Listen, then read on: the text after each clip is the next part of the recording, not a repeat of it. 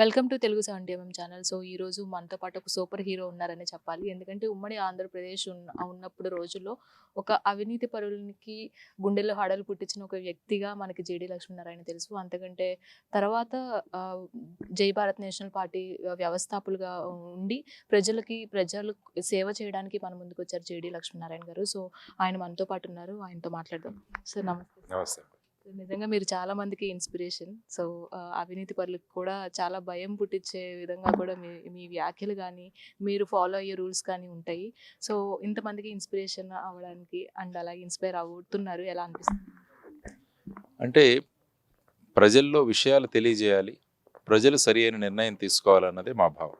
Even రాజకీయ party మేము మొదలుపెట్టినా కూడా ఇందులో ప్రజలను చైతన్యవంతులుగా చేయాలి, ఓటర్లను చైతన్యవంతులుగా చేయాలన్నదే ప్రధానమైన అవసరం. ఇవన్నీ ఏంటంటే కర్మయోగం. ఇదంతా కూడా మనం చేసిన పనిలో సిన్సియర్గా మనం చేయాలన్న ఉద్దేశాలు ప్రజలకు తీసుకెళ్తున్నాం.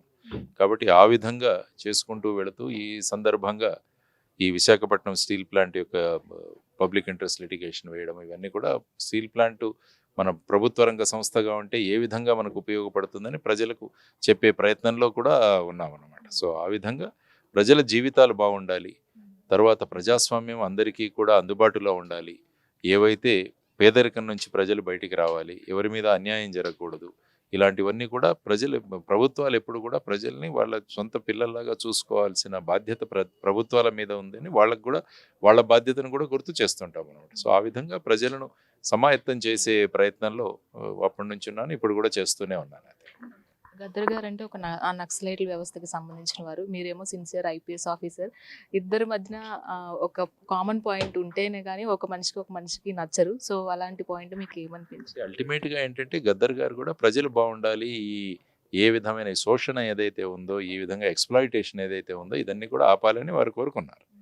అంటే ప్రభుత్వాలు కూడా ఆ విధంగానే ఉండాలి. ఎక్కడ కూడా ధనవంతులు పేదలను పీడించడం, లేకుంటే వాళ్ళ భూములను ఆక్యుపై చేసుకోవడం, ఇవన్నీ కూడా జరగకూడదు.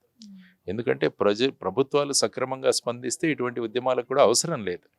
సో ఆ విధంగా అటువంటి సందర్భాలు లేకపోవడం వల్ల ఇటువంటి ఉద్యమాలు బయటకు వచ్చాయి. అప్పటి నుంచి గద్దర్ గారు కానీ మిగతా వాళ్ళు కానీ రావడానికి ప్రధానమైన కారణం. కానీ వాళ్ళు అవలంబించిన మార్గం ఏదైతే ఉందో, అంటే హింస, ఈ విధమైన మార్గాలు, తుపాకీ ద్వారా మనకు స్వరాజ్యం వస్తుంది, ఈ విధమైన భావాలతో వాళ్ళు వచ్చారు. అంటే ఒక్కొక్క దేశంలో ఒక్కొక్క రెవల్యూషనరీ ఉంటుంది, కానీ అది మన భారత రాజ్యాంగం ప్రకారం ఆ విధంగా ప్రజల చేతుల్లో ఆయుధాలు పట్టుకోవడం అన్నది సబబు కాదు, అది కరెక్ట్ కాదు.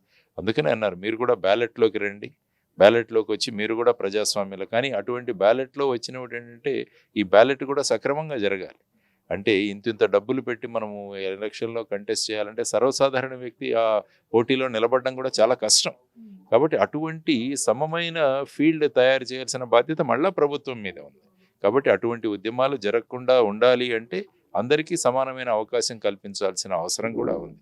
కాబట్టి గద్దర్ గారు నాకు పరిచయం.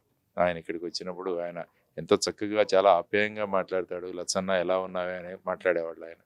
కాబట్టి ఆయనతో చాలాసార్లు కలిశాను.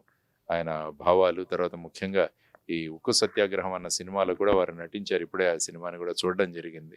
ఎందుకంటే ఆయన ఆల్మోస్ట్ చివరి సినిమా ఈ సినిమా తర్వాత ఆయన వెళ్ళిపోయారు ఆయన. కాబట్టి ఆయన హావభావాలు, ఆయన మాటలు, ఆయన పాట, ఇవన్నీ చూడడానికి కూడా చాలా చక్కగా ఉన్నాయి. వీటన్నింటి నుంచి కూడా ప్రభుత్వం ఫైనల్గా ఈ విశాఖపట్నం స్టీల్ ప్లాంట్ అన్నది ప్రభుత్వ రంగ సంస్థలో ఉండాలన్న ప్రజల యొక్క అభిప్రాయం ఏమిటంటే, ప్రజా అభిప్రాయాన్ని తీసుకొని నిర్ణయం తీసుకోవడమే ప్రభుత్వాల బాధ్యత.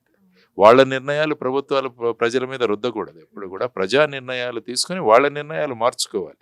ఇది ఒక ప్రెస్టీజ్ ఇష్యూ లాగా ఎప్పుడు తీసుకోకూడదు. ఎందుకంటే ప్రభుత్వంలో ఉన్న వాళ్ళంతా కూడా ప్రజాప్రతినిధులు, ప్రజల యొక్క ప్రతినిధులు వాళ్ళు.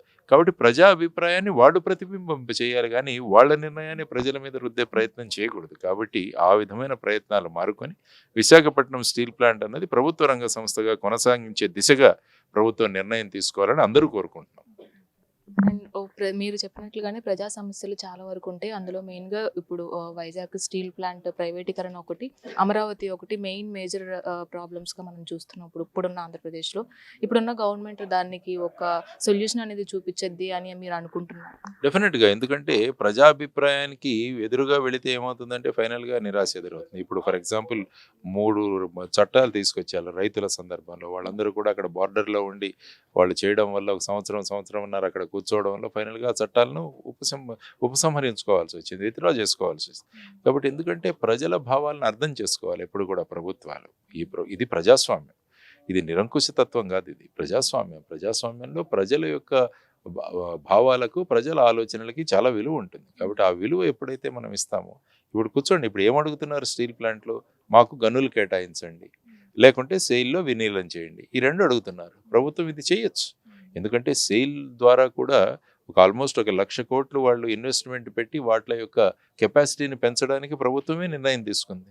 మరి ఒకవైపు ప్రభుత్వ రంగ సంస్థల్లో మీరు ఈ విధంగా ముందుకు వెళుతున్నప్పుడు, ప్రభుత్వ రంగ సంస్థలో ఉన్నదాన్ని ప్రైవేట్ చేయడం, ఆ రెండింటికి తులన లేదు, ఈ రెండింటికి మీరు ఇది కావట్లేదు. కాబట్టి మీరు ఈ ప్రభుత్వ రంగ సంస్థని ఎలా మనం బ్రహ్మాండంగా లాభాల్లోకి తీసుకురావాలని ప్రభుత్వం ఆలోచించాలి.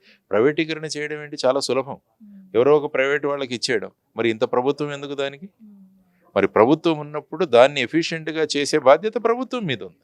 మరి అంటే ఇది మన ఫెయిల్యూర్ అన్నట్టుగానే మనం ఒప్పుకోవాలి కదా. అలా కాకుండా ఇదొక ఛాలెంజ్గా తీసుకోవాలి. మీరు అంటున్నారు దీన్ని నంబర్ 1 కంపెనీగా చేసి చూపిస్తానని ప్రభుత్వం ఛాలెంజ్గా తీసుకున్నప్పుడు అవుతాయి అన్నీ కూడా. కాబట్టి ఆ విధంగా ప్రభుత్వాలు నిర్ణయం తీసుకోవాలని కోరుకుంటున్నాం. Thank you so much. ప్రజా సమస్యల్ని ఎప్పుడైతే ప్రభుత్వాలు తీసుకొని వాటికి ఒక సొల్యూషన్ తీసుకొస్తారో అప్పుడే ప్రభుత్వాలు కానీ ప్రజలు కానీ అందరూ సంతోషంగా ఉంటారు అని మనకి జేడి లక్ష్మీనారాయణ గారు అంటున్నారు. వీడియో జర్నలిస్ట్ అష్రఫ్తో రాణి, తెలుగు 70mm, హైదరాబాద్.